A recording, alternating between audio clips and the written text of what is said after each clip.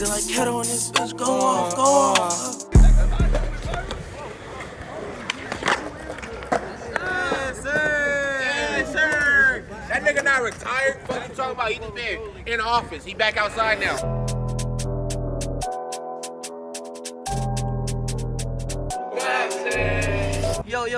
Yo, what's up everybody? We're now rocking with Lavish TV.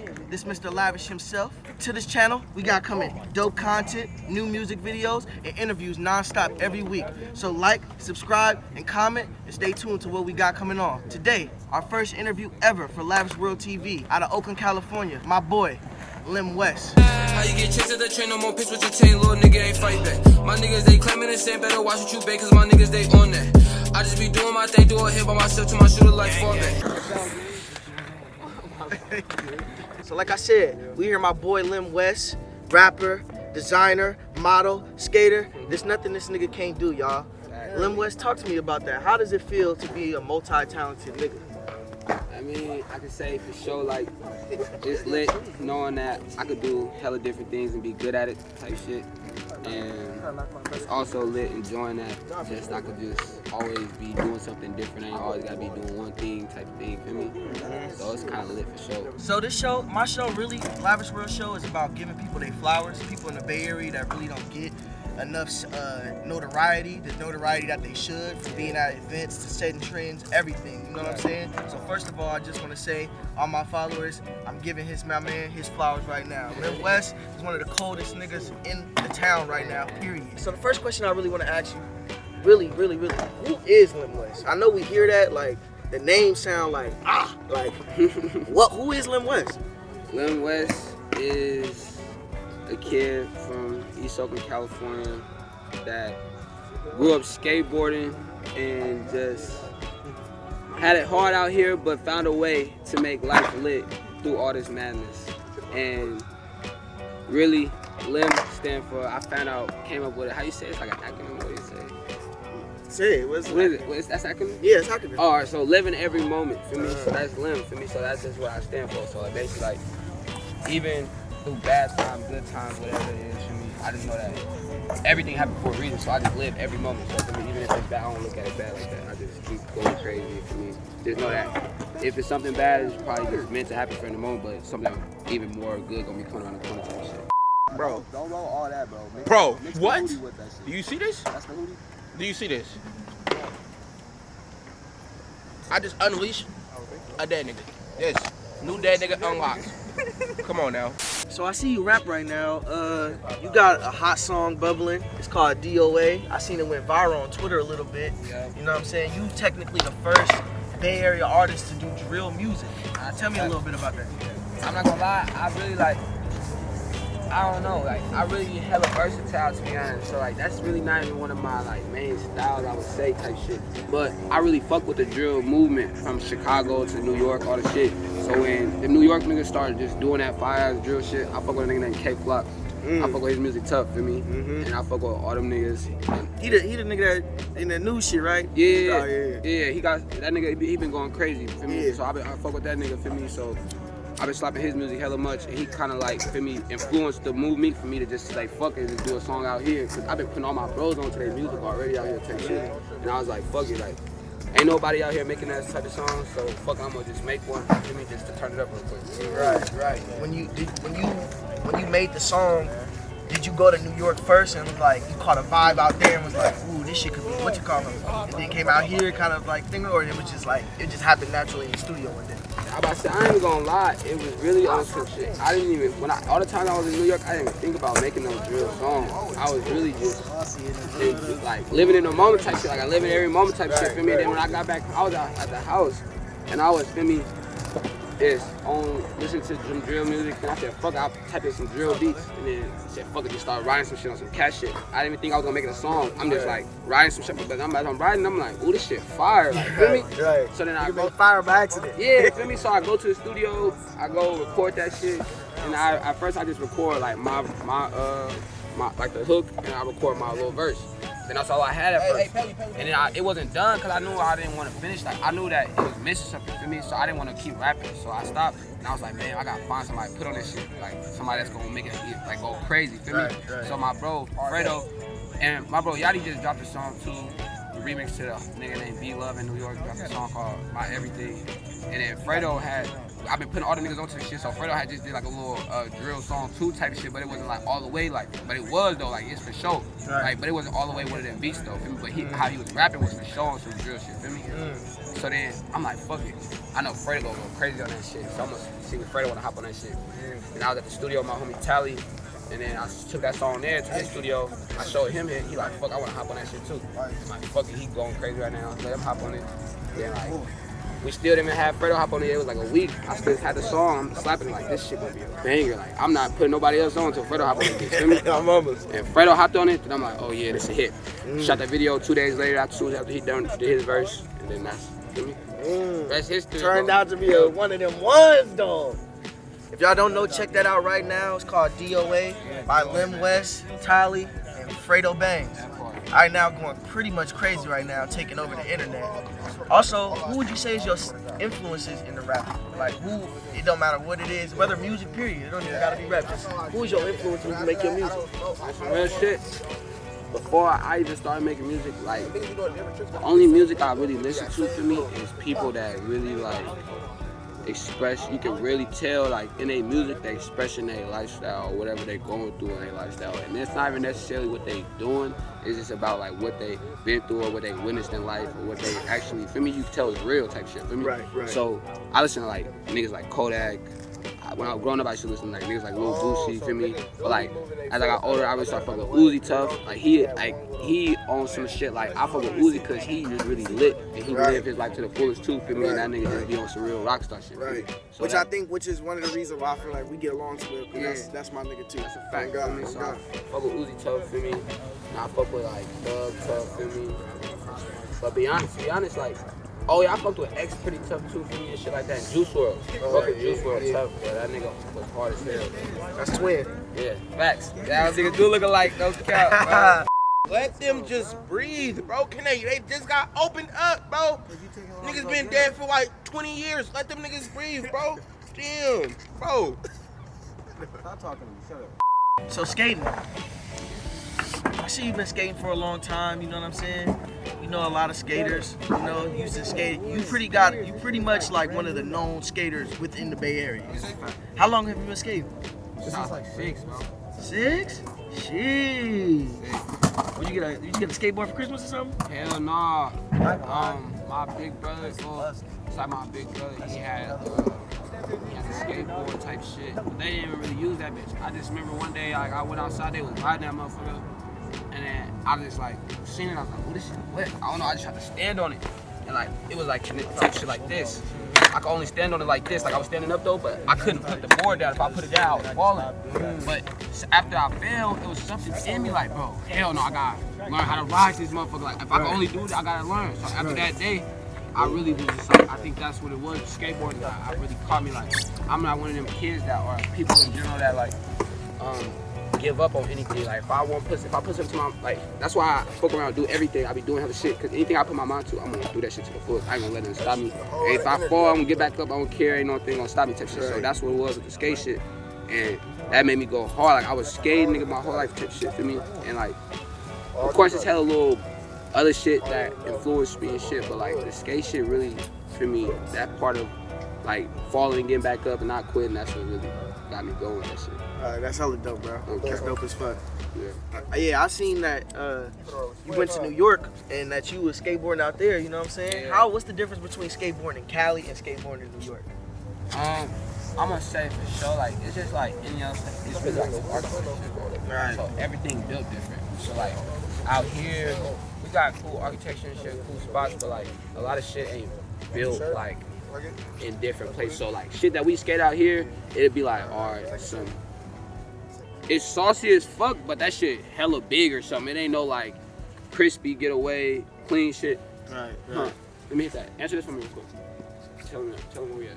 But yeah, so out here it's just like hella like rough ass shit for me, like nothing hella perfect for me. Right. When you go to New York, like even if you go to San Francisco too, for me, it's like they shit got more money, so they shit more perfect. Everything more smooth. Right, they got right. better ledges, better hella shit, just hella perfect. So it Right. look like a skate park. Right. Like out here, a lot of skate parks is like plazas. Like if you look like after you're done or whatever, for me, he can get like a little film of the skate park. It don't matter, but he gonna see all the skate parks out here is mostly like plazas. What they call plazas is like basically street spots put into one place that made a skate park. So it's just hella different like spots that you would skate on the street that they just put in the skate park, so it's like a street park type shit.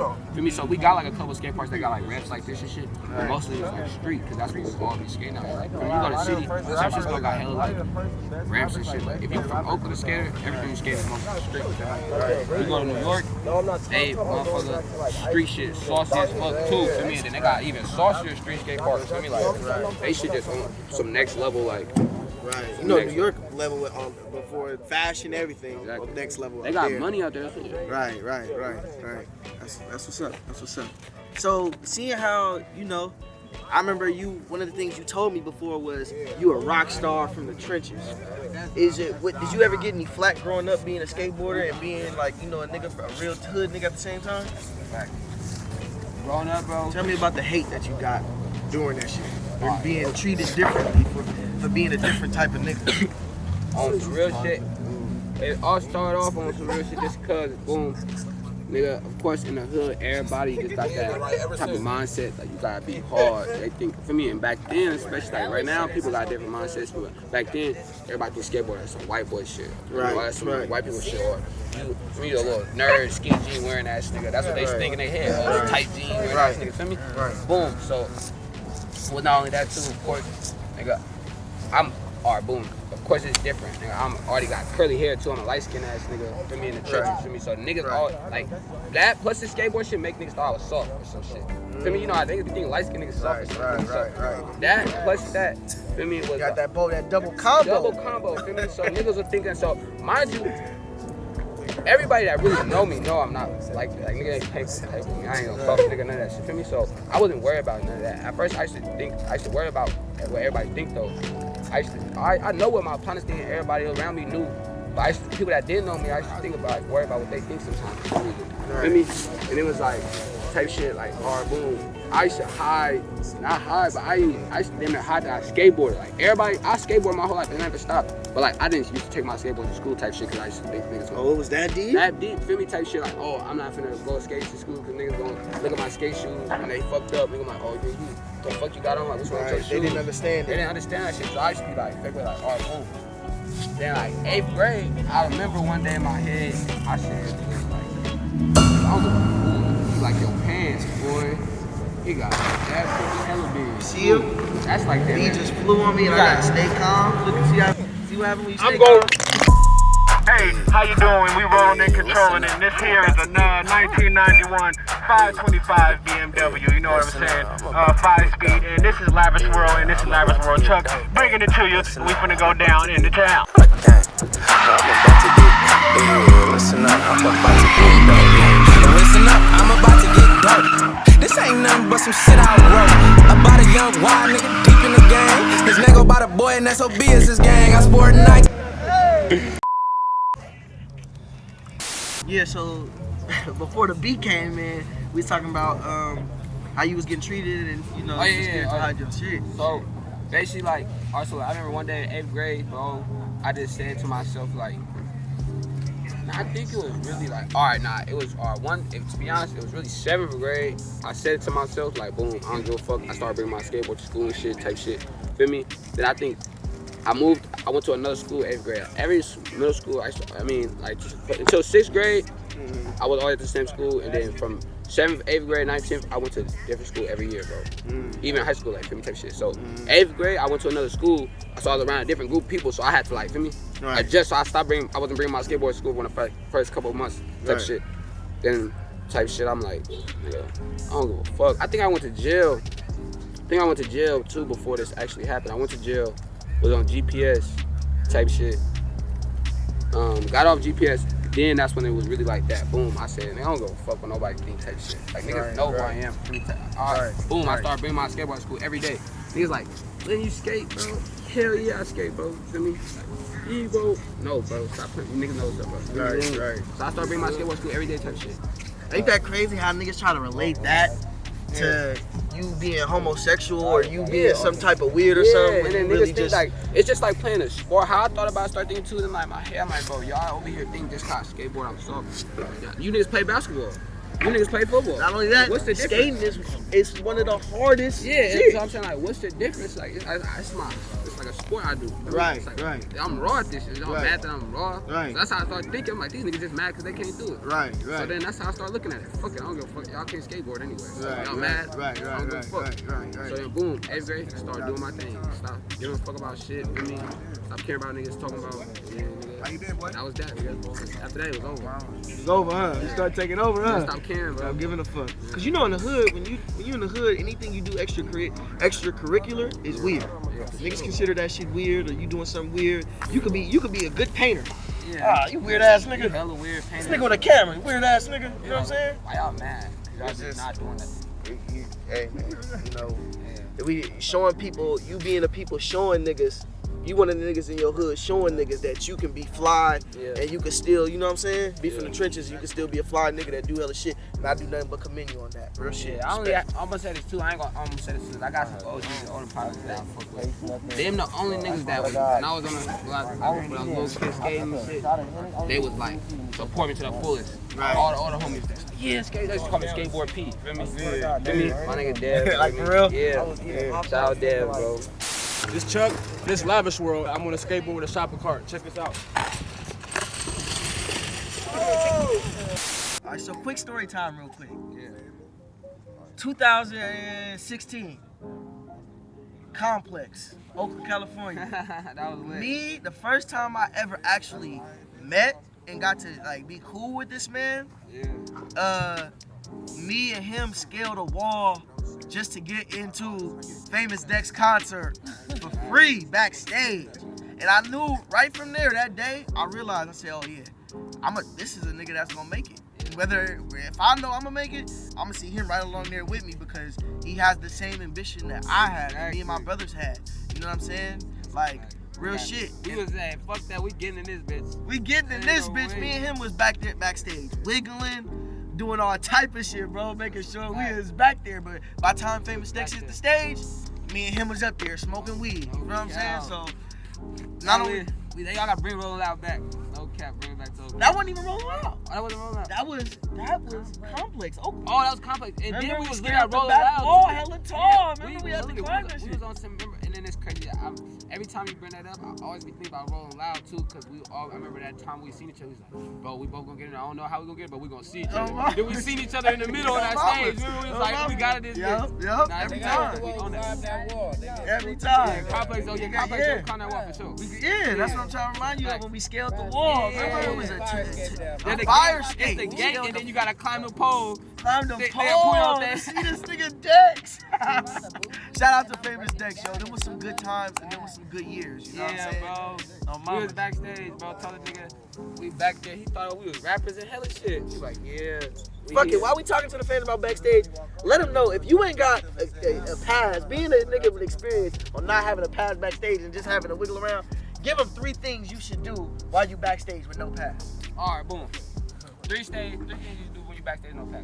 If you gotta have like some type of wristband or something on, or some type of like, you most likely gonna have a wristband or something. Make sure you got a sweater on or something. For me, don't show your wrist, bro. Make sure you got a sweater on, for bro. sure. You don't wanna just be walking one of them niggas with you hella drunk, your wrist just out. As soon as the nigga see you, he gonna grab your dumb ass. Come on, you not even supposed to be in here.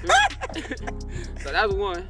2, I say just for me, just stay in the crowd. For me, or if you ain't get seen by nobody type shit, then you could be Gucci. Like you could just be mobbing around that bitch for me. You Gucci for me. But if you got stopped by, you think the security guard seen your ass for me, just make sure you stay away from his ass. Keep ducking his ass for me. Blend in with the crowd. Don't be on some extra hot shit, smoking, standing up. None of that shit. You gonna get grabbed. For me.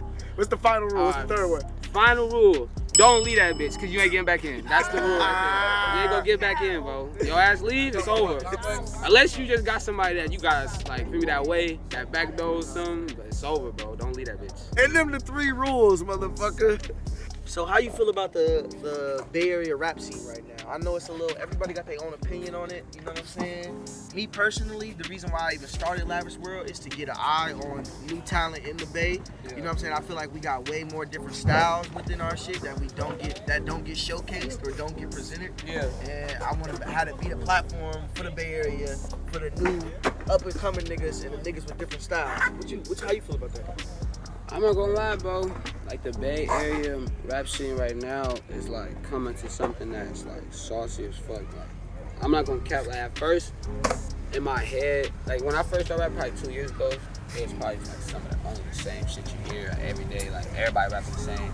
Like now, it's like boom. You starting to see like a lot of different artists having their own styles for sure. For me, like it doesn't matter. Like a lot of people rapping about the same shit, but it ain't the same deliverance, it ain't the same approach. For me, so it's like and that's what it's all about. For me, really, it's about what you're talking about, but it's about how you make people feel when you rapping. Like, yo, for me, like if you can make somebody feel a certain type of way when they hear a song, that's what's gonna get everybody to slap your shit. For me, so like, there's a lot of rap saucy ass niggas out here right now going crazy for me. But like a lot of people is still stuck on some like, I'm not gonna hate on them either because I don't hate on that shit. I'm from the Bay, feel me? But like a lot of people be on some like, oh, still trying to be on that old school Bay, like music. You gotta switch that shit.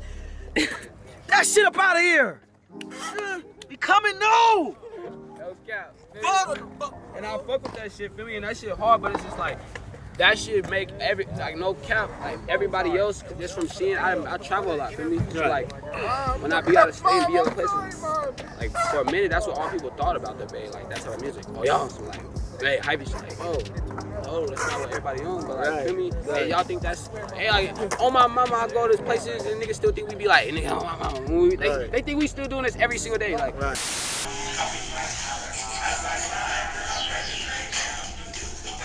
I don't even know last time I popped my collar. Feel me? So it's like, we gotta switch that shit up. Feel me? So that's my whole approach when I started even making music. Was just like, I'm bringing a new sound to the Bay. I'm bringing some shit that nobody heard from the Bay. For me, it's like in my own way, talking about whatever I talk about. Like, niggas love, nigga, the streets, nigga, music, nigga. I mean, like modeling, whatever the fuck I'm talking about, clothes, whatever. For me, it's just in my own way, not how everybody else talking about it. For me, I just express it in my own way. God. And that's one of the biggest key things in this rap shit right now. Is just being different. You know what I'm saying? Like become different with it. And niggas, just like how, if they don't know already, my artist Air Max Jordan. Shout out, bro. Can't waste a nut on that bitch, she too sleazy. Barge too greasy, Doc said take it easy. This MSG, this MAX, on the TV screen, on the VHS. He got a couple songs with it. They got some shit coming on the way. We'll preview some shit during this interview just to let y'all hear it. But let y'all know they got some shit coming, you know what I'm saying? There's a few Bay Area artists that's coming up. Shout out to Fredo Bangs, I've been hearing you. Shout out to the bands. I've been hearing you. Shout out to Produced by Michelle and Mr. Hunnit himself. They coming strong too. Shout out all the gang. Shout out Nines, please. Shout out Pero, Maya, feel me? Shout out all the guys, feel me? Hold on. Shout out Yachty. Feel me? Hold on. Who else I got? Shout out. Can't forget no names real quick. Homies be mad at me. Hold on. Let me think. Oh, shout out Clear, feel me? Shout out Lay 'Em Down, for me. Shout out BSC Benny, for me. Shout out my bro BSC Benny. If I forgot you, bro, shout out all the gang, bro. Shout out everybody. And if you hating, fuck you. Gang, no cap. So as we wrap this interview up, Lim, which has been dope as fuck, bro. This is the best first interview I could have ever imagined. I just want to know, what's your future plans with this shit? Like, what you got coming up? What you want to do? I'm not gonna lie, bro. Right now, bro, I'm really just focused on like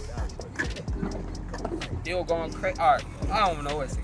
I got hella shit on my mind, so I don't know how I want to post that question. But like, alright, for instance, right now I got hella shit going on. Really, I just want to keep going crazy with this music shit, modeling shit, of course.